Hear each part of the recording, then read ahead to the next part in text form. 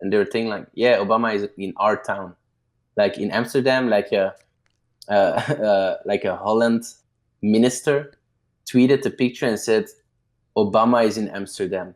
Here's the Really? proof. Like, yeah, it was fucked up. I was like, Oh my yo, God. this is a Photoshop.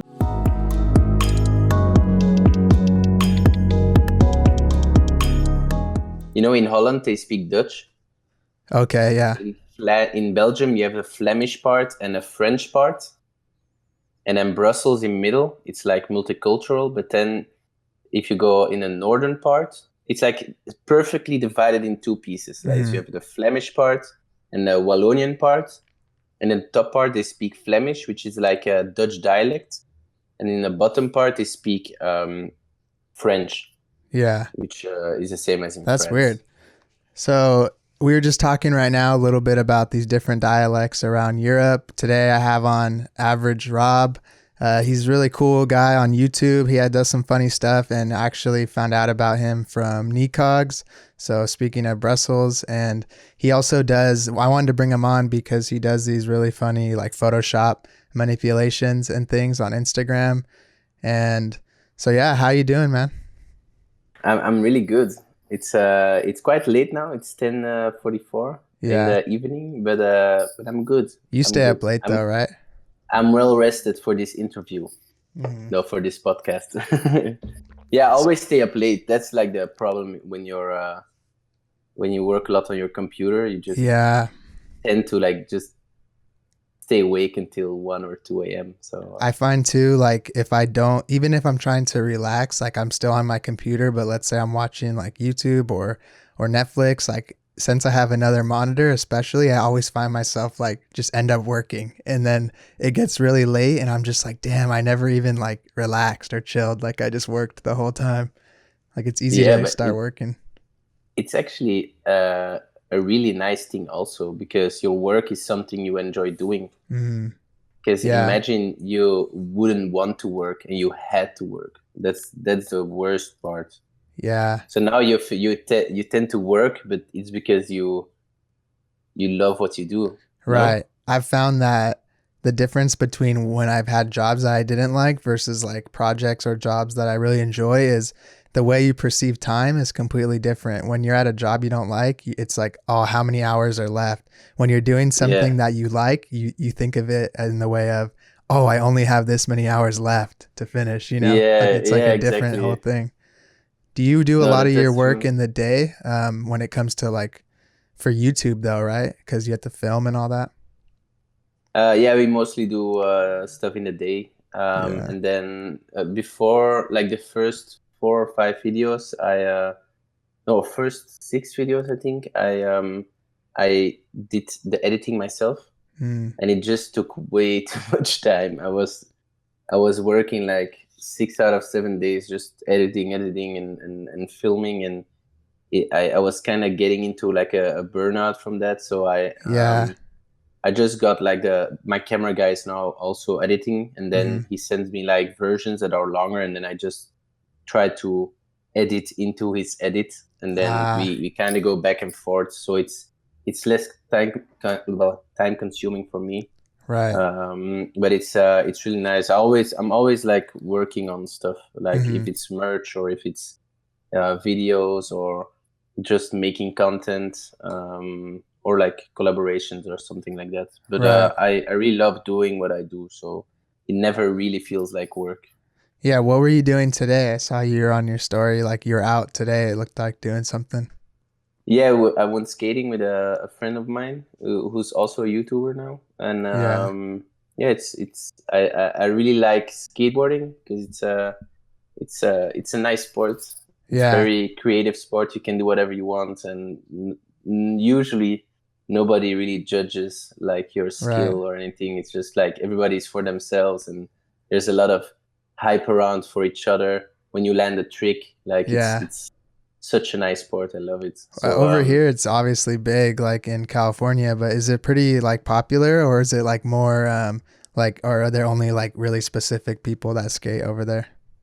Well, it's since the sports got into the Olympics, it Oh got yeah. like more widely accepted. Mm-hmm. But skateboarding was always like a big thing in Belgium also, because we have Uh, some Belgian pro skaters, and I yeah. think even one lives in California right now. So yeah, we really love skateboarding in Belgium. There's no real hate against it, but um, I guess like I'm not really like a street skater, but I feel like a lot of spots are well guarded.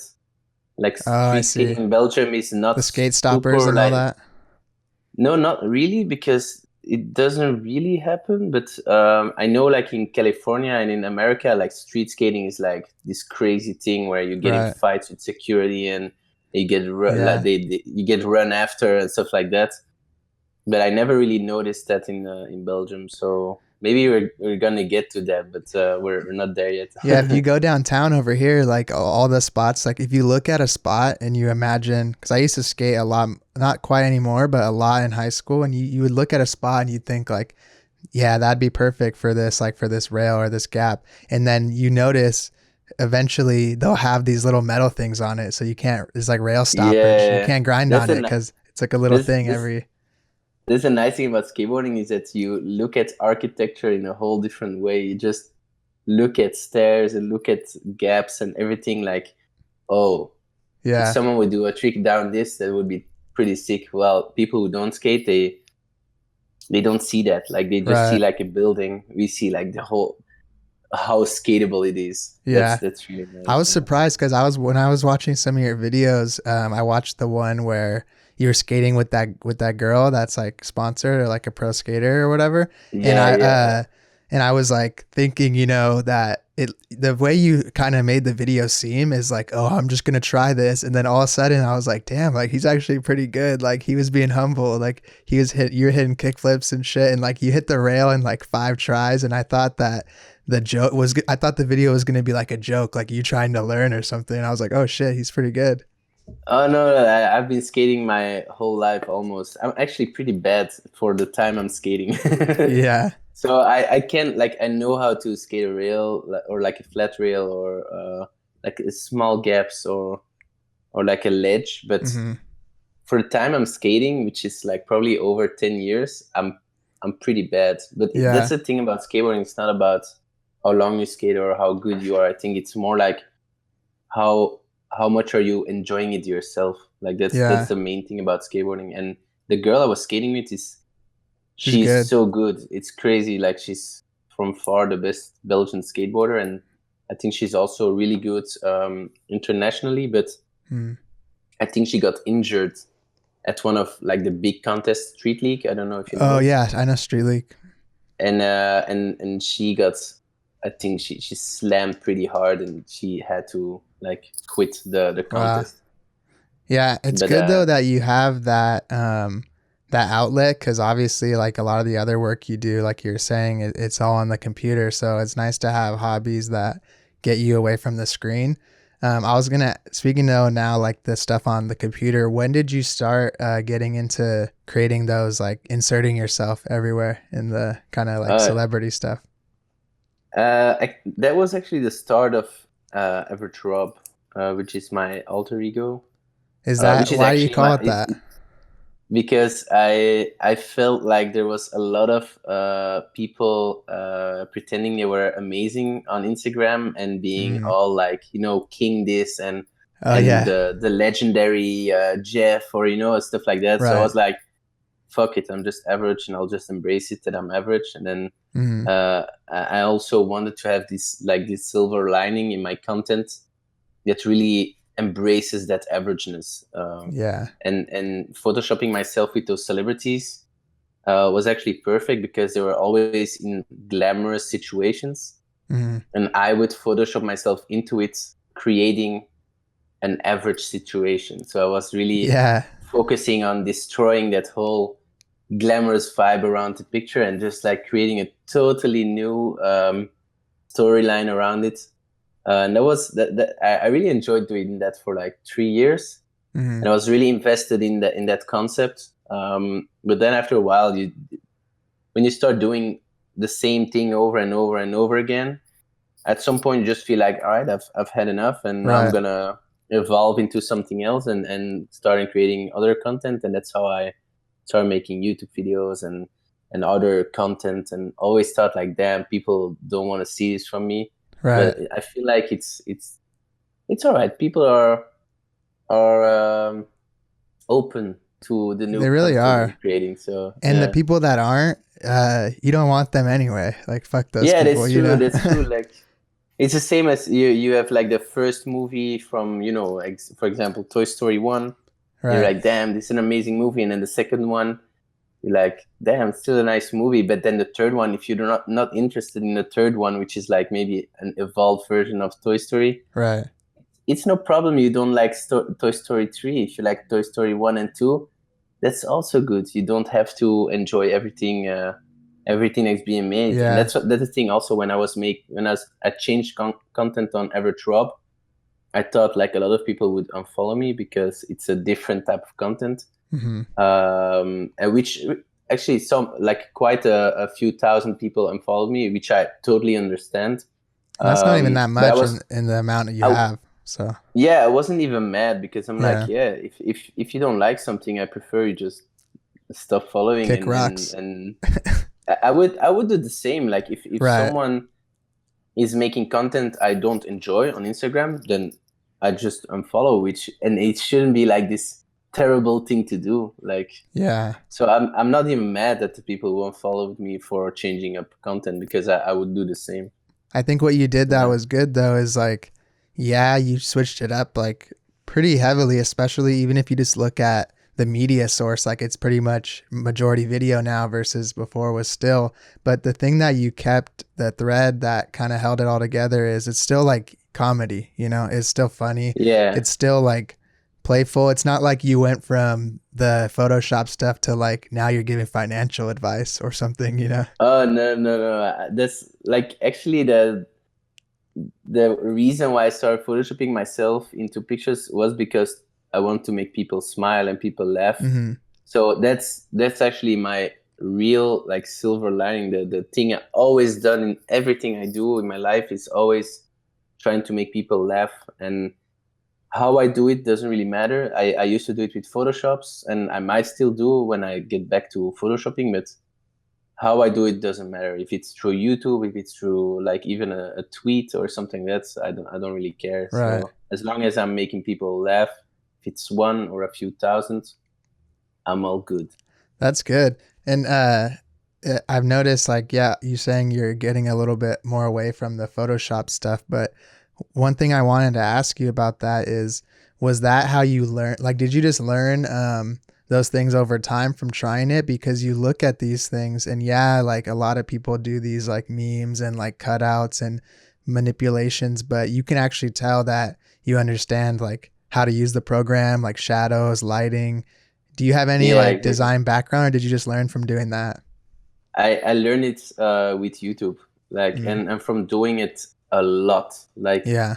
when I first started EverDrop, like a year or two prior, I was photoshopping every day because I really enjoyed the software, Yeah. and I can't draw or I can't like paint. So for me, Photoshop was like this perfect like software to visualize my weird ideas. Mm-hmm. So when I found out what Photoshop was, I photoshopped like every day, every single day. Like instead of watching Netflix or watching TV, I was photoshopping and I was just making jokes. And I think I've over 5,000 or 10,000 like JPEGs that I made, like Yeah. photoshops, like ugly stuff, like things I had to do for people. So I was really invested into the software because I really loved it. So Yeah. that's where my skill came from. Like I still make a lot of mistakes. Like I'm not a trained graphic designer, so there's a lot of things I don't know, but I Right. just like somehow found out how to do it. So for example, my first like 40 photoshops or 50 photoshops, I didn't even use masks because I didn't know it existed. You just deleted it? Yeah, I deleted. Yeah. I just I just like erased it. That's what And sucks. then And then when, you can't go back.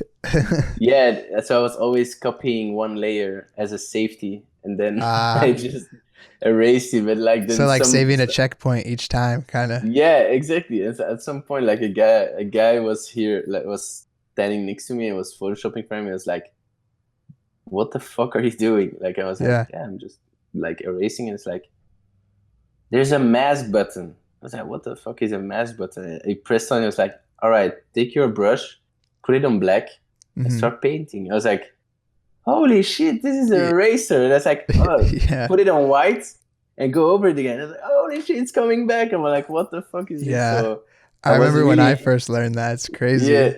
It's so like the mask tool, I think, is the most used tool, like the most used like sub option on a layer. Right. It's perfect. Like now I also use it for like lighting and coloring and stuff like Hmm. that. So it's, I think if you know how masks are used, you can Photoshop anything. Right. Because even if Yeah. you know, like you have like a curves or something, you can choose which parts you want it to show on, like the lightening or the darkening. And I remember when Yeah. I found out about masks, because I used to, early on when I was messing with Photoshop, I would do a lot of like manipulation like that and collage and stuff. And sometimes you'd look and you'd find somewhere on the thing you deleted a little piece like on their face or something, and I would be like, no, I have to like start over because I deleted it. It wasn't even a mask, it was just gone forever. And like discovering in like when you look at it though on the program, you wouldn't really understand how to use that unless someone told you or you looked it up. It Yeah, doesn't make exactly. any sense just looking at it, you know. It's just like a different language. Like Photoshop has its own symbols and stuff. So you Yeah. have someone really needs to tell you how to use it, because sometimes I watch like tutorials of Photoshop or like Illustrator, Yeah. and I feel like they explain it so complex. Like I feel like sometimes you can just explain something really easy. For Yeah. example, my Photoshops that I make, if I would explain it, if like a professional would explain how to do it, I think it would be way too complex for Yeah. like a normal person to understand. But I feel like I could do it way easier. Like Hmm. it's, but yeah, maybe because I understand the program. But it's I would say it's a lot of practice. If you use it a lot, you'll eventually bump into it and just find out Right. that how it works. Yeah. That's what I've found making tutorials sometimes and things is once you already have done something for so long, it's hard to remember. Like you just assume this is something everyone knows. Like someone would tell me, make a video on this. And I think in my head, like, that's way too simple. Like everyone knows that. But that just comes with like doing something so much, you assume it's like it's not inherent knowledge, you know? Like you had to have learned it at some point.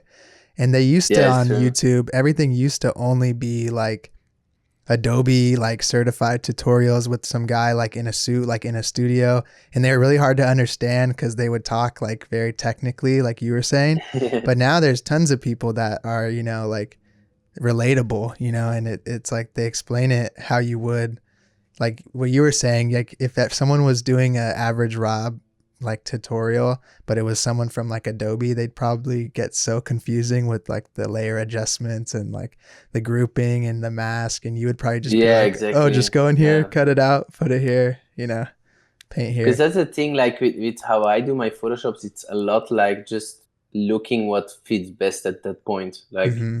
I would even like cut out like my leg, for example, make it an apart layer, and then just go in there and put like extra special shadows on it, because I feel like it's better this way. Right. Or just like for like special coloring of the skin, for example, because sometimes the lighting messes up colors on your skin, so you can just change it.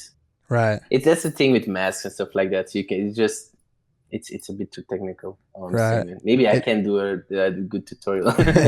I feel like one thing I was very impressed with your like those photoshops is that uh one thing I've always had trouble with when doing anything like that is you've done a really good job at the ones where it's like a reflection or in like a window or a mirror. That shit's pretty hard. Like it's hard to get that to look how it actually looks in real life. Did you just look at like kind of images to see like how that actually like looks, like how that lighting works and just practice and see like how Oh shadows no, I hit? just copy paste, flip it horizontal, and then just put a little fade on it, or just like go and liquefy and just like do like just blur it out a little. I do that, but most of the time it's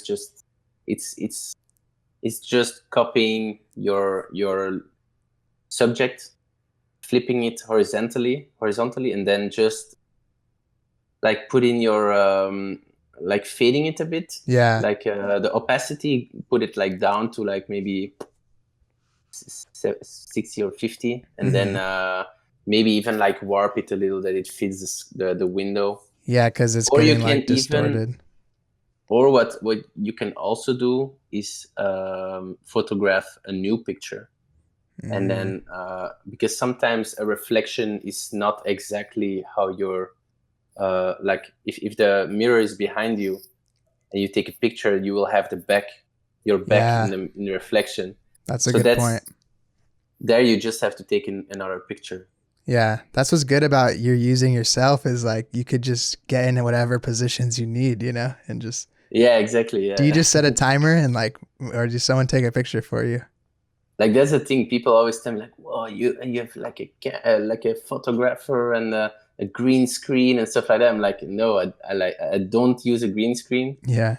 I don't use a photographer. I just have like this tripod and self timer.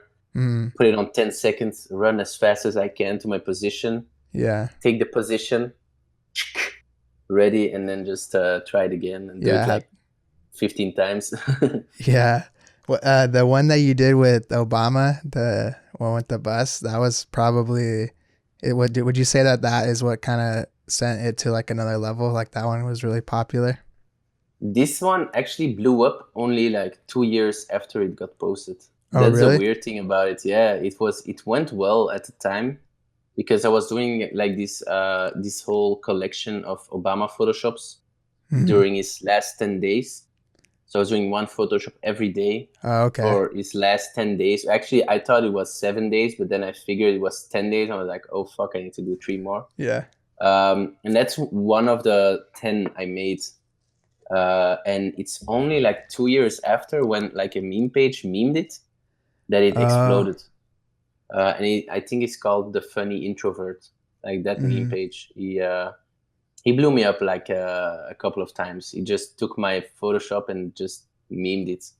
Yeah. And he was really good at it. So every time he made one like this, it went like super viral. Like it went to Complex and to High Society and stuff like that. And like, and they all credited you pretty much? No, they don't. That's the thing. Those fuckers. But it sucks. But on the other side, I think it's pretty nice, because it's nobody really knows if it's real or not. Like people who do graphic design, they kind of see the mistakes, but people who don't do it, they just think it's real. Like the Obama picture got used by so many news outlets, and they're thinking like, yeah, Obama is in our town, like in Amsterdam, like a Holland minister tweeted the picture and said, Obama is in Amsterdam. Here's the proof. Like it was fucked up. I was like, oh my God, it's a Photoshop. But that's the thing. Like that's the nice thing about it, is that people just don't know if it's real or not. And in some way, it sucks that I'm not getting credited. But if I were being credited, it might not go as viral, because people would notice it's fake. They'd see all your other stuff and be like, oh. Yeah. So my purpose of doing these Photoshops is to make it look real. So if people really think it's real, then I've succeeded in the Photoshop. So I don't mind. Like, it's not that you get money from Instagram. So yeah, the one where you're running is like my favorite. You look all tired and you're running behind Joe Biden. And yeah. Oh, I really love that one too. Yeah. You just look like such a mess. You're just like all sweaty and shit, like try to catch up. And they're just like jogging, like super nice. Yeah. I actually printed like a couple of my Photoshops and put it in like frames at home. So whenever later I have kids, I can just tell them it happened. who knows I'm too, like, like by look, then, this is real. Like, and they were like, oh my God, my dad has met Obama, stuff like yeah, that. no one's gonna know. Like, who knows in the future? Like that Photoshop Yeah. may not even be used anymore, you know. So all the stuff Yeah. that was fake, people won't even know if it Yeah. was fake or not. And That'd I'll be be the funny. coolest dad in school. Yeah, So they bring it to school. They're like, look at yeah. this. You remember Obama? My dad was or chased it after him one time. So Yeah, exactly. have any because I know you do a lot of that stuff with celebrities and things. Have any of them ever like commented or like reached out to you, like saying like either bad, like oh Um, what are you doing, or like this is no, funny? I never got someone complain about it. Mm. Um, I did. I know Snoop Dogg shared it, but I'm not sure if it's like him or like his management. Right. Then a lot of rappers also just shared the Obama picture, but because they thought it was real. And then like I got like Sophie Turner, like the Yeah. actress. She followed me at some point, but now she unfollowed me, like F in the chat.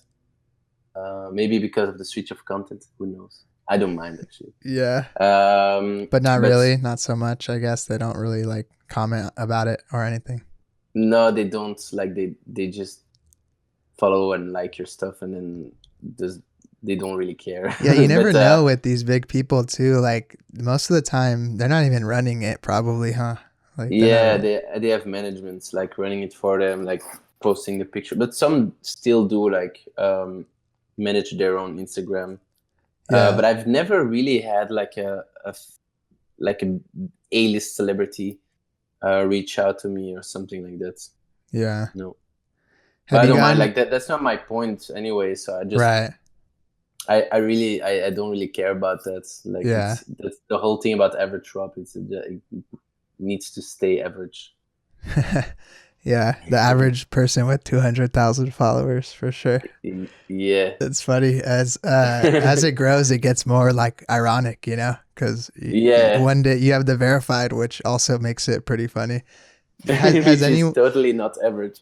has anyone ever or not anyone ever, but when you were doing that stuff more heavily, were you getting like inquiries for like commissions or anything, or did you ever work on anything for others? I did make some photoshops for other people, but I'm I don't really like working for people. So Yeah. whenever I felt like I accepted something, I was not happy. Like I was like, Yeah, I need to work. Oh, because I don't it's want to real do work it. now, huh? Yeah, that's the Yeah. thing. But like the way I earned like my money is I because of my photoshops, I got like an internship at a satirical magazine in Belgium. Okay. Like a big satirical magazine. I was making like memes for them and Right. like photoshops and video like montages and stuff like that.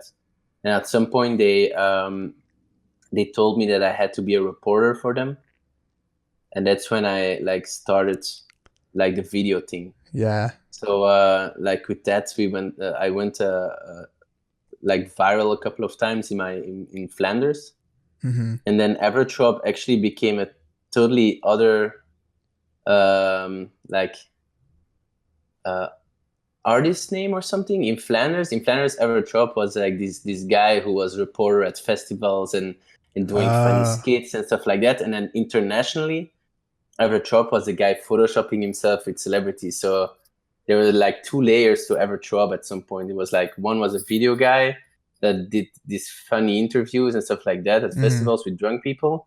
And then you had like the Evertrop who's like photoshopping. So right. that's where I got my money. Like I was working as a video reporter for this magazine, and then I had like a radio show like on national radio station in Belgium, That's cool. and like a couple of stuff like that. So So what are you doing? Is what you're doing now, like with all your content creation and stuff, is that your like full-time priority, or are you still working somewhere? like I'm fully freelance Yeah, currently, nice.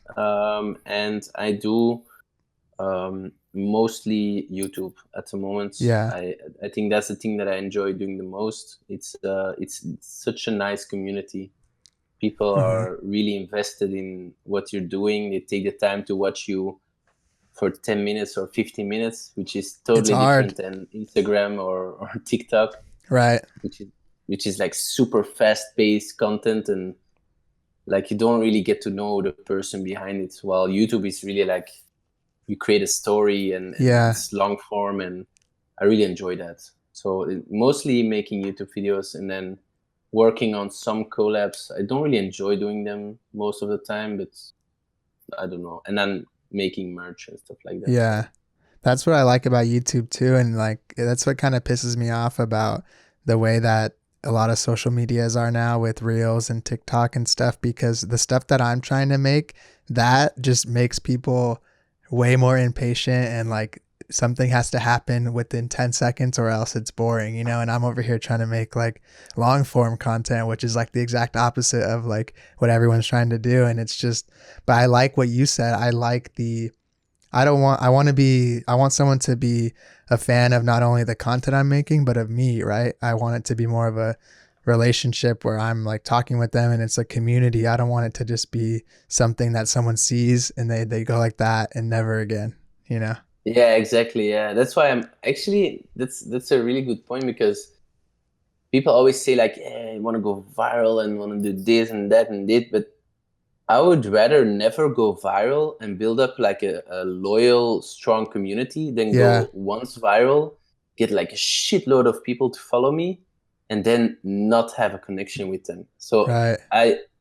I skip viral over like having like a strong community that grows very slowly but grows very like nicely together Hmm. with you, which is Yeah, different than TikTok. TikTok is like, it's so fucked up how viral you can go. It's yeah. crazy. And then what the thing about Yeah. that kind of is a issue with the viral stuff is the short term results is like really good. I'm sure it feels like a big dopamine hit and everything, but you really put your account and like your what you're trying to do at risk, because you're always going to be trying to hit that again, and all these people Yeah. that came on just for that one thing, who knows if they're going to like any of the next 50 things you do. They may like just slowly over time just all start leaving, and it's going to be hard for you to, you know, figure out um how you're growing or not, because that thing inflated your stuff so much, you know. Yeah, exactly. That's why I think YouTube is a better like platform for that, because people, it's way more difficult, like less less easy to subscribe to a channel Mm-hmm. than to hit like that little plus button on TikTok or just hit a follow on Instagram. Right. It's so easy there, but on YouTube you need to have like your Google account, and most of the time you're just like on your computer, and Right. you really need to get like, people need to motivate you to subscribe, you Yeah. know. Yeah, and they So like, cause yeah, that makes sense. A lot of times yeah, you open it in another app and you're not even signed in or anything. yeah, exactly. And then you're just like, it's cool video, you know. Right. But on YouTube, it's like when you hit the subscribe button, like it means something.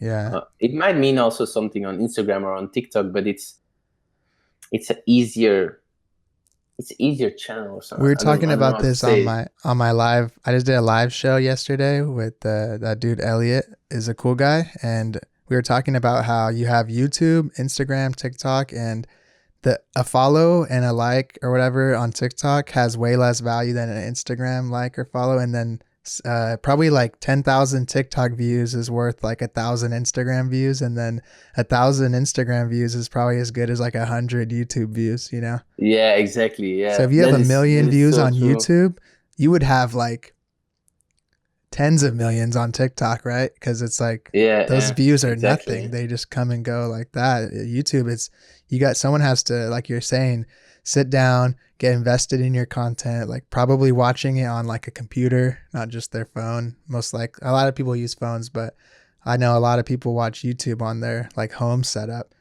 Um, Yeah, or like on TV or something, you just swipe yeah, it up on your yeah, screen or that's. I something was like that. surprised. Like I look at some of my analytics sometimes. There's a lot more people on the TV than I thought, because I don't ever do that. But I mean, I guess people That's a do. nice thing. Like I really enjoy the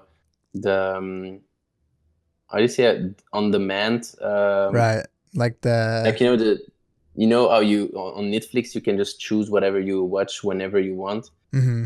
Like that's Yeah. that's the thing I really enjoy, and it's cool that TVs are starting, like they mostly are already, but Right. are adjusting to that. So you have like the YouTube app on your television, you have like the Netflix app and stuff like that. So it's really cool, and I think it's really beautiful that you're giving a lot of punches to the traditional TV. Yeah, for So sure. that's really good. Yeah. The problem is eventually it starts to become like the same thing because you have to buy Yeah. like everyone was like, don't pay for cable, don't pay for all these channels, you just got to get Netflix. But now there's like so many. You have like Netflix, Hulu, Peacock, fucking HBO, Amazon. If you Yeah, add them yeah, all up, it's exactly. like basically like Disney cable Plus, again. Disney Star, all this shit. Yeah. So it's actually it's true. Like they fucked up the system. Like because I think it's because they saw how much money Hmm. Netflix was making from their content. Yeah, So Disney they're was like, like, oh hell no, like we're gonna make our what own the shit. fuck? You're making so much money from people who want to watch the Avengers? Like fuck Right. you, I'm gonna make my own.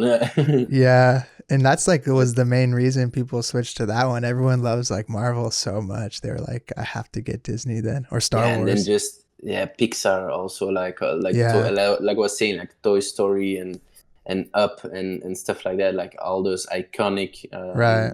like videos. It's crazy. Yeah, like when I was little, I used to watch Bugs Life like all the time. I love that one. Holy shit! I really enjoyed Bugs Life too. It Yeah, was so nice. it's weird That was watching one those of the movies first. now because they have like deep meanings. It's like all like real like things that like real issues and stuff. But when you're a little kid, you just think it's like a cartoon. But they're all talking about Yeah, like like power struggles and like these like people owning all these like it's almost like they were like working for like way less than they should and stuff. It was like all deep. yeah, it's like with all the ants and stuff like that. Yeah, that's Oh funny. man, that was such a good movie. But exactly like when you watch Disney movies now too, like Hercules and stuff like that. Yeah. There's I really enjoy the thing with Disney is that they always do double layer. They do Hmm. a layer for kids and then they do layer for parents. Yeah, because they're all bringing Like, them to the theaters and stuff, and they don't want to just yeah, yeah. be So like so there's hating like it. this double meaning behind everything that's being said. Like I think even at some point in Hercules, like the woman, she explains why she's being cursed. Uh huh. And it's because she got cursed to save like her husband's life or something like that. Uh huh. But then her husband or her boyfriend's life just ditched her for another woman. But when you're younger, you don't realize this. Like Yeah. you're like, oh, she's cursed, blah, so sad. But then now you're like, holy shit, she got cheated on, Yeah. which is it's a total different Yeah. story. That's I really like that about Disney. They're so smart Hmm. with their storyline. It's the same with Pixar. It's even more crazy. Right. Like And they have those Soul, for little ones in the example. beginning, like the little shorts. Those are always good too. Yeah, yeah, yeah, Yeah, Soul, I yeah. saw That's that really good. recently and that shit made me sad. I was like, damn, like Yeah, this is like, especially I think for a lot of like freelance and like people that run their own stuff, like they felt that like, damn, you don't want to get too obsessed with like this thing because you're supposed to enjoy like the process, there's no yeah, goal or whatever. exactly. That's a Soul hit different for a lot of Yeah. creatives. Yeah. Because I saw like that when it came out, like all my creative friends were like, guys, you gotta watch Soul. It's such a good movie. Like Yeah. like the praise hands. Like Soul is such an Right. amazing movie. I saw that like meme that's going around where you have a line and then like the other line, it's like it'll be like I don't know, it'll say like describing something and then the rest of the part like how they describe it. The first Soul it said like this looks just like Inside Out, and then the second half like as you go through the movie it said like holy shit I'm having an existential crisis, like I wish Yeah, I yeah, forgot about yeah, like why I do this in the first place, the love of the game or whatever. yeah, Um exactly. I had the same like Inside Out.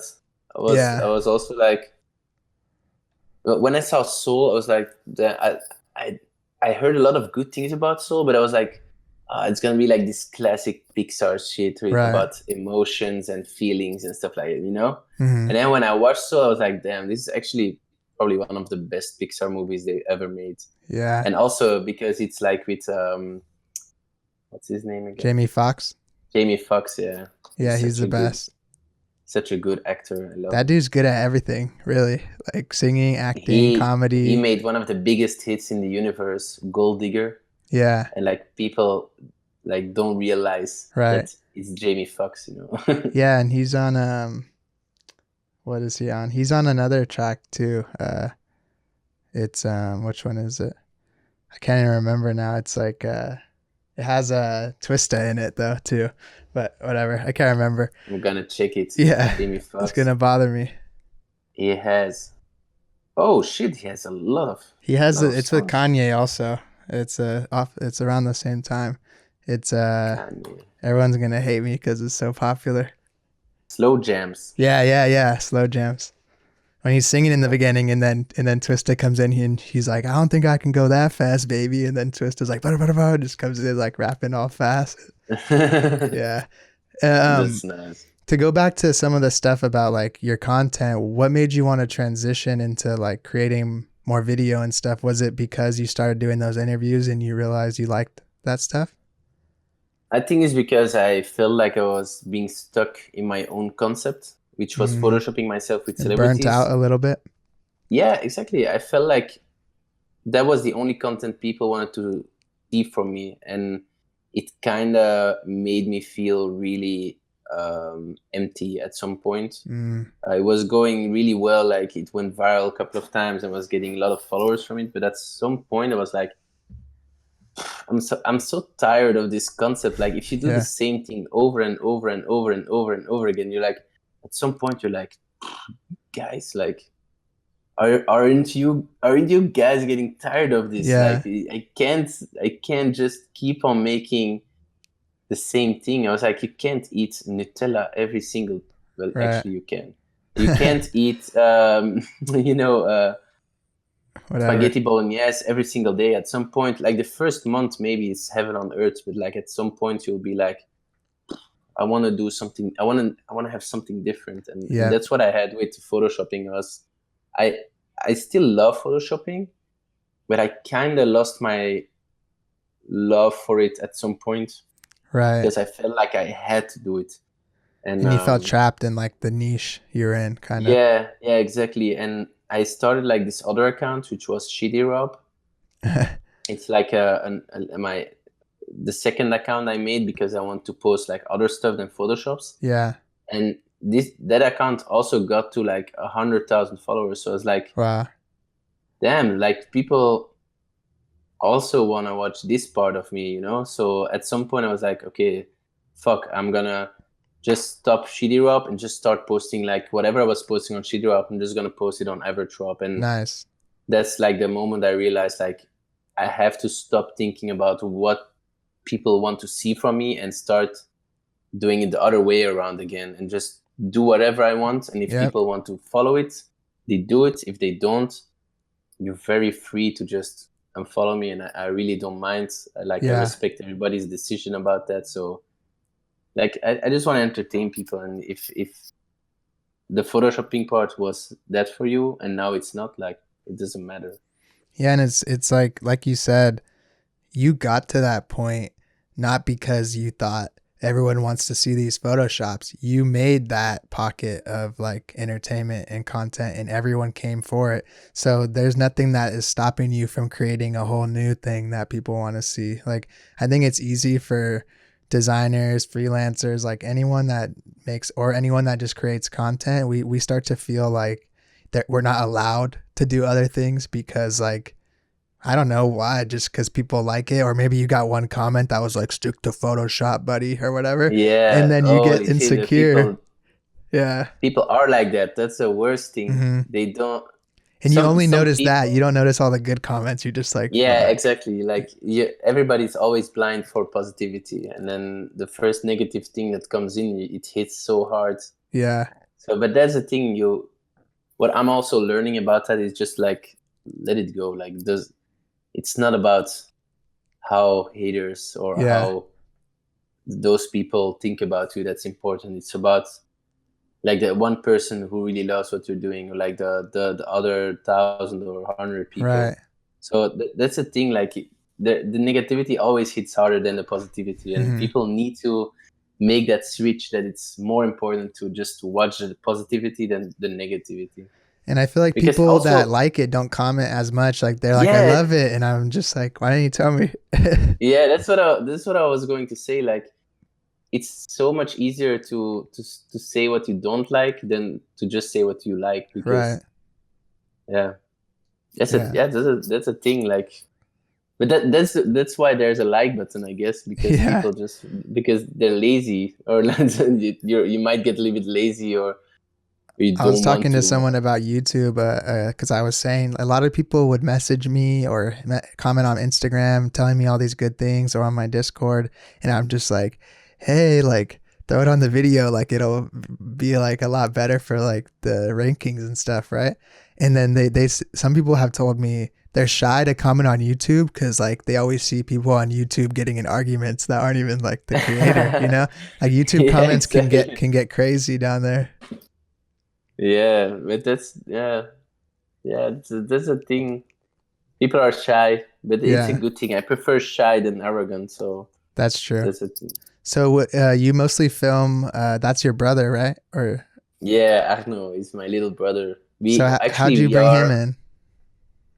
The thing is, Arno is hilarious. Like, he's Yeah. my little brother. Like, I'm the second of the family, and he's the last. So Mm-hmm. there's 7 years between us. Oh, you guys look real Uh, like close together though in age, yeah, I think. exactly. How It's old are you? because I'm 29, and Okay. then my little brother is 22, but he looks like 25, and I Yeah. also look like 25. So it Right. feels like we're very close. But he's so funny. Like, it always amazed me, like, how funny he was. Like, he's like a Mm-hmm. natural funny. And when he was making like videos on Instagram, because of course he saw like me as his big brother, like getting the recognition on Right. Instagram. It's like, oh, I also want to do that. And I was like, yeah, just do your thing, like make videos and stuff like that. And I actually realized that he was very bad at creating own content, Mm-hmm. but he was really good at being like a sidekick. Yeah. He doesn't want But to do that's like the because, concept really. He's better just yeah, being he's in there. actually a really good natural funny. Like, Right. I'm good at planned funny. You know, I'm good Yeah. at natural funny, but I'm also good at, like, okay, I'm gonna create a funny situation, or I'm gonna script a funny situation. Like, Yeah. all the TikToks I made were all like scripted, because I had to fit it into 50 seconds or like 1 minute. Mm-hmm. So I knew where I was going. Like, I'm like a experienced content creator. Like, I know when I'm gonna Right. film, I know this is gonna be like the storyline, or this is where we're gonna go. So I'm like creating like all these like entries for Arno to jump into, and to like do whatever he does, like just being funny, like natural funny. And I'm also creating like this whole structure in the video, which is then nice to watch, because there's like storyline, and like, I don't know really how to explain it, but Arno is just like, he's such a good sidekick. Like, Mm-hmm. he's I think he's even like the perfect sidekick, better than Robin is to Batman. Nice. Yeah. I Yeah. mean, that's touching. You know, you got your little brother and you're Yeah, bringing I him with love my you. little brother. That's I'm cool so happy because, I can do it with him. Yeah. yeah, a lot of people, you know, it's sad because like that might not be the case, you know, like that's the last person they'd want to be in their like Yeah, career or yeah, whatever. So do you what was I gonna say? I've noticed what you were saying about the sidekick thing. It's like that even for like the biggest YouTubers. Like they'll have like the same reoccurring, especially like ones like that do comedy and stuff, like stuff you do. They'll have the same like reoccurring characters, you know, and then you start to love them almost as much as like the actual main guy, right? Because like yeah, they exactly. become part of the whole like environment. Yeah, they may not be planning it, like you said, you're like the mastermind, but they're there to like come in and like, you know, like no dead air and like fill all these little pockets of like funny. But that's like that's the thing. Like, I see myself as, the piece of bread. It's like the base, and Yeah, then Arno is the Nutella. It makes it better, right. Yeah, because but like not in yeah, a weird way. Yeah, just in yeah, like this. yeah. What's that stuff that you eat that's like where you put it on? It's like pink, and I never seen it before. And you had it in the Oh, it's video. It's Américain préparé. It's actually very. I'm gonna explain to you what it is, and you're gonna be like, "Damn, that should be legal," but it's not. So it's raw meat. It's been like minced, and then they put like a shitload of sauce in it. Right. That's Américain. Really? So it's raw meat. Is it beef? Yeah. Yeah, it's beef. It's like ground beef. And then just like Thousand Island or something in there. It's with mayonnaise. It's with like spicy sauce, and it's so good. You don't like, get sick crazy. from it because it's raw ever? No, actually not. Like that's the thing. It's weird because in Belgium it's like this huge thing. Everybody loves Américain préparé, like, or Martino it's called, and it doesn't exist in any other country. Yeah. Which makes sense because it's raw. Right. But in Belgium, I'm sure there's some science to it, like with the different when it mixes with, you know, the different like spices, it like, I don't know, it could like somehow like take away some of the bacteria or something like that, you know? Yeah. Because you wouldn't just eat like ground beef from the like deli, you know? I would actually, because it's American. In Belgium, they do. Wow. But that's the thing. I think you can eat it usually people, when they buy American, they buy it and they immediately eat it. So they don't buy it and then just put it in the freezer or put it in the fridge. Like you buy it, you immediately eat it, and then the day after you can eat the rest. But then one day extra, it starts to look like a bit grayish, and then like now you can die. So it's you can die. You got a little sweet spot then, huh? That you gotta. Yeah, so that's the thing with American, and also you can't leave it in the sun when you eat it because then it's also bad for you. Yeah, you get worms. But so that means you were slapping him when you did that video recently. You were slapping him with the raw meat, basically, on his face. Yeah, putting in worms in his face. But that's the thing, American. Like, if you ever come to Belgium or you visit Nyberg, we're gonna get you like a piece of American préparé. Yeah, I'll try it for sure. How do you know him? I know he always, like, you guys always see, like, he obviously introduced me to you, and also I see him talk about you on his like socials and stuff. Yeah, we know we have quite a few same friends, because is it from the music stuff? Yeah, music stuff. Like, I know also Lost Frequencies. Like, he makes a lot of content for them. I know, like, actually all the artists he works for. Oh, I know them. So and then also I've known him before he was making all this graphic design. Yeah. Because we were just friends. I guess we just met randomly, actually. Yeah. At some party or stuff like that. So let me think. I think, yeah, maybe like at a party. I don't know exactly the exact day, or like at a festival.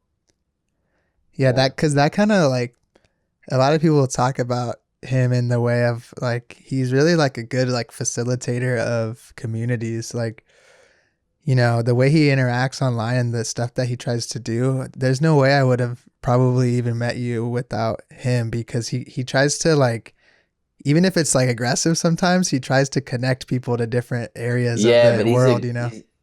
I think if there's one person in Belgium or like in the universe that understands social media, yeah, I think it would be Nyberg. Like, he knows like the science behind social media, which is like, sometimes he says something and I'm just like, oh my God, like, this is like really smart, but I don't even want to read it right now because it's so much. You know? I don't understand it either. It's like, yeah, and then this, and then you have this. Like, he started making like this this diagram with all those lines. Like, if you do this, it goes to this, and you have like a 3-way to. And I was like, yeah. I just want to create content, and then if it goes well, it goes well. Yeah. If it goes bad, it goes bad. It's like, yeah, but you can decide if it goes well by using hashtags and stuff like that. It's like, yeah, but I don't know how to use it. It's like, I'm gonna explain to you. It's like, I don't know. Yeah. I don't know how it works. Right. Yeah. If you guys want to see go watch the podcast I did with him. He dropped some mad knowledge on just social media stuff, and check out his page too. He's really good with that. It's Nikog's collection, and Nikog's just Nicholas, whatever. I'll put it below. Actually, his name is Nicolas Grotians, and it Hmm. means, if you translate it, it is Nicolas big. Groot means big. So, and Jans is like the name Jan. So it's like Big Jan. Okay. Yeah. That's interesting. Like, name, that's the thing with Big Jan. Belgium. Belgian names always have like some sort of meaning, or like or from a city or something like that. Because you did that one video that you like were making fun of the names or whatever. It was like Seaman or something. In Belgium, a lot of guys have the name Seaman. Yeah. But it's so weird. Yeah. Like, it's so, like, they don't even know, huh? Like, they don't even think it's weird. They don't know, because in Belgium it's like a very common name. It's like Simon. Right. It's like the Flemish Simon. Like here in Belgium, like they just got like Seaman, come here. Seaman, come. So, like, yeah. But they're like, nobody thinks of it weirdly. Yeah. And then you come into like another country and they're like, what's your name? You're like, Seaman. And they're like, what the fuck were your parents like, wait, what? Yeah, they were just trolling you. When you say Flemish in Flanders, like, can you kind of just explain to me, is that like the type of nationality pretty much? Like, that's how you describe someone from Belgium, or is it Flanders? So in Belgium, you have like these two parts. You have the like, so if this is, wait, okay, so. Okay. This is Belgium. The bottom? Top part. Okay. Top part is Flanders. Right. Bottom part is Wallonia. Mm-hmm. And then here is Brussels. It's exactly in the middle. Oh, okay. And then the top part is Flanders. They speak Flemish, which is a dialect from Dutch. Right. And then, but in Flanders, there's a lot of dialects, like different Flemish dialects. But it's just like different from Hollandish, from Holland. And then on the bottom part of Wallonia. But the weird thing is, it's like North and South Korea. Like, they don't talk to each other. Like, you have Flanders and Wallonia have different news stations and different TV. Damn. Like, we don't watch the same. We don't get the same news. And you're in the middle, right? You're in Brussels? I live actually under Brussels. So you have Brussels in Flanders, and then there's like this super small stroke that goes under it. Yeah. A bit like the gooch, Yeah. The space between your asshole and your dick. That's what you're saying. That's where you live. Yeah, I live on the gooch of Belgium. Nice. So I live on the line, the cusp with Wallonia. Yeah. So I was raised in two languages. I was raised in French and in Flemish. So my mother was French speaking, and my father Flemish speaking. So you can kind of connect with both of the different people, huh? Yeah, I actually do stuff for Wallonia and I do stuff for Flanders. So it's pretty cool. I was going to ask you, because that even makes this more complex, but I was going to ask you, how is it creating content for two languages? And when I said that, I was going to mean like where you're from and then US, but you probably do more than just two, huh? But that's the thing. That's why I started making in English, because a lot of Flemish people say like, yeah, making Flemish, or like, why would I try and connect with 7 million people, which is around the size of Flanders? Or just speaking English and try to connect with, how many billion are we on? Because a lot of the people from Belgium speak English, right? Yeah, everybody. Like, everybody in Belgium understands English. It's like this. So you might as well. Third language. Yeah, you might as well just speak English. It's weird. So what are you doing when you're tweeting? English, when you're tweeting, I see a lot of times I have to translate it. And is that Flemish? Actually, I tweet in Flemish, yeah. Okay. I think that's the only place where I actively only speak Flemish, because I feel like that was where my community, like Twitter is like a real community platform, I feel like. And I feel like that's the platform where I can really connect with my Flemish audience. Yeah. So that's what I chose to do also, just go full Flemish there. Yeah. One more thing also I want to ask you is to go little bit back to the stuff you're doing on YouTube, because I kind of went in a little deep on your Photoshop, but I know that this is what is important to you now. Can you kind of take me a little bit about through the process of like how you think of these ideas for videos and like the shooting and everything? Well, most of the time we try to do something that's scary or just extreme. Mm-hmm. We actually, Arno and I are really good at sports.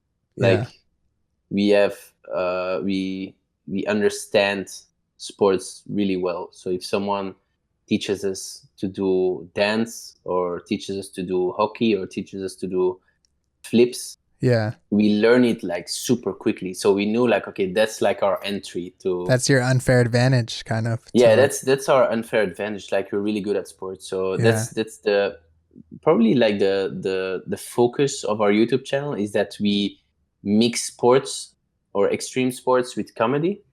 Mm-hmm. And the comedy just comes natural because we're brothers and we can just like fuck it, like fuck up, like how do you say that?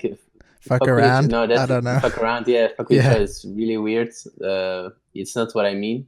Yeah. Yeah, like fuck around, like do just like like I can like push him or he can slap me and it will never be like an issue, you know, because we're Right. brothers and we've doing this our whole You'll life. never take it personally, basically. Yeah, exactly. Yeah. I can really like, for example, next video, which is a hockey video, he waxed my armpits. Oh, yeah. And imagine if someone else would do it, I was like, fuck you. But now it's my brother. I'm like, fuck you, but I'm gonna. Yeah, like, and even if you do get back, mad, you know? you probably wait till like after, so it doesn't ruin the thing, huh? Yeah, exactly. But I'm never mad at Arno. But Yeah. the thing is, with YouTube, we just focus on extreme sports and just making like funny content and Mm-hmm. and just if it's we mostly want it to be like extreme sports.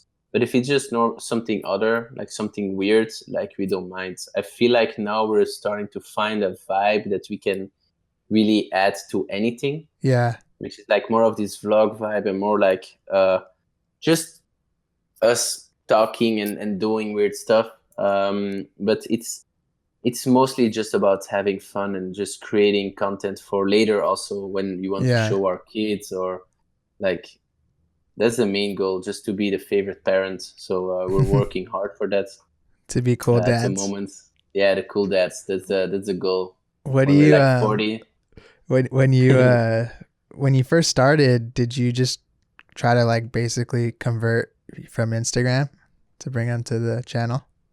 Yeah, Instagram was my biggest platform, so I guess like that was an advantage I had to use to like try. Did it work well, or because I've found that it's hard to get people over there sometimes? It's really hard. Like it's a total different kind of content, so people really need to be open for that. But I feel like the people who want to really see it, they join you, and then you start creating a new community on YouTube. Because I've like. It's really funny, like when I'm at a skate park or when I'm at like a public place, people come up to me to like talk to me or to take a picture or stuff like that, and they're like, oh, you're that guy from TikTok. And I'm like, okay, that's a TikTok guy, okay. And then there's another guy would go, oh, you're that guy from YouTube. I'm like, okay, all right, that's my YouTube audience. And you can really like start to see like, okay, this, like I feel like the younger age is more like YouTube, TikTok, and then like some people say like, oh, I know him from Facebook. I'm like, oh shit, this guy probably has 2 kids and you know, stuff like that. So he's older than you.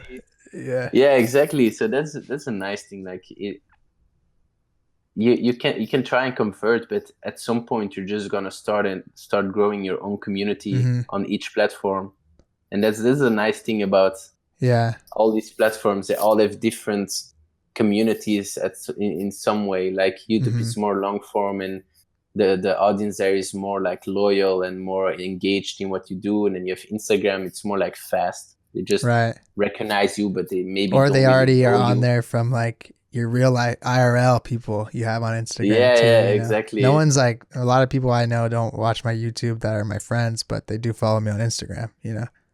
Yeah, like exactly. Yeah. It's weird because I've noticed I have a little bit more following on Instagram and I finally got to the point where there's people on YouTube that are like, they actually found it through there. Cause before it was all just trying to get people to go from Instagram. But once you get the people that actually find it through there, they're like a lot, they're like a really quality viewer, you know, cause they got you from their algorithm. So they know what they want. They're there for YouTube. They don't care about Yeah, exactly. whatever Yeah. however else they came, you know, because you can track it and kind of in the analytics. I don't get too into it, but I noticed that like someone that's big, like a YouTube person, they're used to consuming longer content. So they don't just click off right. Sometimes on Instagram, you know, you try to get them to go, they click on, then they leave right away. And it does more harm than good almost because they're ruining like the view duration Yeah, or yeah, whatever. the viewer like and Yeah. Nicox probably knows the details on that. Yeah. But it's true. Like, yeah, that's the thing with Instagram. It's more like you fall on the content. Like Mm-hmm. it just pops in your face, and you're like, oh, okay, or whatever. I like it or I Right. don't like it, and it really depends on the mood you're in. Like if you're in a angry mood, like you're not gonna like anything or whatever. Or if you're Yeah. like in a happy mood, you're gonna be liking everything and watching everything. Yeah. But then on YouTube, you just go on YouTube, and if you're on YouTube, you want to watch you want to watch long Yeah. form. You really go search like this guy, or you go to Mm-hmm. your subscribing list and you just watch their content. So it's way more engaging. It's way more Yeah. like personal. So that's so if anyone asks me like which platform you prefer, like I always say YouTube. Yeah. Like even though I'm only on there for like 9 months now, it's my favorite platform of all time. Yeah. I've been on there for probably, I think it's late in a couple months. It'll be like a year. So maybe around the same time, 9 months. And even though it's like a slower, Start of the famous lockdown. yeah, That's been right. A little, even though it's been a little bit like of a slower like burn and like growing it and stuff, I've realized that it's like it's like not only did it help like with YouTube, it's fun growing on there and meeting people, but it's branched out into other parts. Like it's just given me more sense of community. Like it's gotten me freelance jobs just from people finding out about me. Like it's connected me, especially doing the podcast, connected me with people like you and other creators who probably we would have never talked for this long just if I hit you up just to talk, you know? So it's cool to Yeah, be exactly. able Yeah. to like create something, but it's also just like a fun conversation and we're just hanging out. So I really like YouTube because you really feel that you get connected to the person, not just their content. You really know who they are in a Yeah, way yeah. or know who that That's they're a trying nice to thing. be. Yeah. One last thing I want to ask you and then we'll let you go is what do you think? Two things actually. What do you think you'd be doing if you weren't doing like this type of content creation? Like what normal job would you have? And then two, what's your plan from like here on out with the YouTube? What can people expect to see? And you can plug it. Uh, well, if I wasn't doing this, I actually have a master's degree in marketing Mm, and advertising, so I'd probably do something in there. yeah. Nice. My That's a dream big was deal. always to be like a creative director for like a Ah, big brand. Like when I was 20 or something, I was like, right. I want to be creative director of Nike or Adidas, you know? So I was Yeah, yeah. like, I was really want to aim high and have like a big creative management position somewhere in a big like brand City and company. stuff. Yeah, in a big Yeah. city, and I want to live in LA and like you and live in Shanghai or stuff like that. Yeah.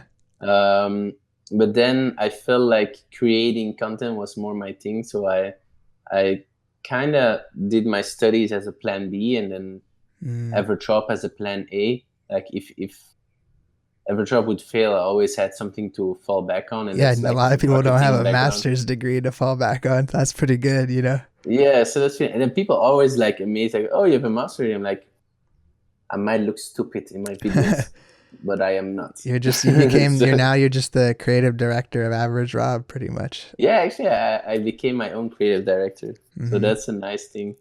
And then for YouTube, it's probably just I'm gonna keep on trying to post weekly, which Hmm. is like a big deal, especially because videos take a long time to make, and Yep. And I really want to create quality and just do nice subjects. So I would say just keep on grinding YouTube and keep on creating nice content. And like tomorrow a new video drops, like when this comes online probably already dropped, but Right.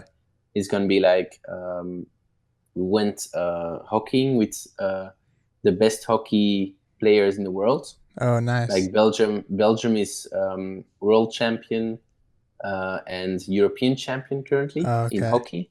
So we went like with two brothers also play hockey, and they teach us a bit the hockey way. And We they like hit you? and then we had to be in the goal and stuff like that, and then we had to do challenges, and the loser had to get waxed. So I got waxed like 3 times. So that was pretty terrible, but it's pretty nice. And then tomorrow I'm gonna Tuesday I'm gonna go film with the world champion boxing, which is also Belgian. Oh, nice. He's like a cruiserweight world champion currently. Mm-hmm. So cool. he's gonna like fuck us up, I guess. Yeah. For the sake of good content. So probably stuff like that, like just meeting up with really talented athletes and just trying to get like the comedy into like their high level athletic life, you know? Yeah. Because they usually are very like when the media talks to them, it's always super serious and it's not fun at all. And then we come in and we just, you know, talk about beer and talk about parties, lighten them up a little bit. Yeah, talk about different stuff than they're used to, and we feel like they're always happy. It's not the usual video they have to make. Like they feel really free when they make a video with us. So that's a really nice thing. Yeah. So probably just keep on creating YouTube content. That's cool. Hell yeah. So if you want to hear a little bit more, you can check out the Patreon. We're going to do a little Q&A there after this. But as for the normal podcast, you heard him. Check out Average Rob on YouTube, Average Rob on Instagram, and his Twitter too. Same thing. Yeah. And also on Pornhub. Very nice. No, search him up. He's like trending on there right now. So check him out in the small dick section. Yeah. So and thank you everyone for watching, and we'll see you guys next time. Peace out. Thank you, man. See you. Bye bye. Thank you very much.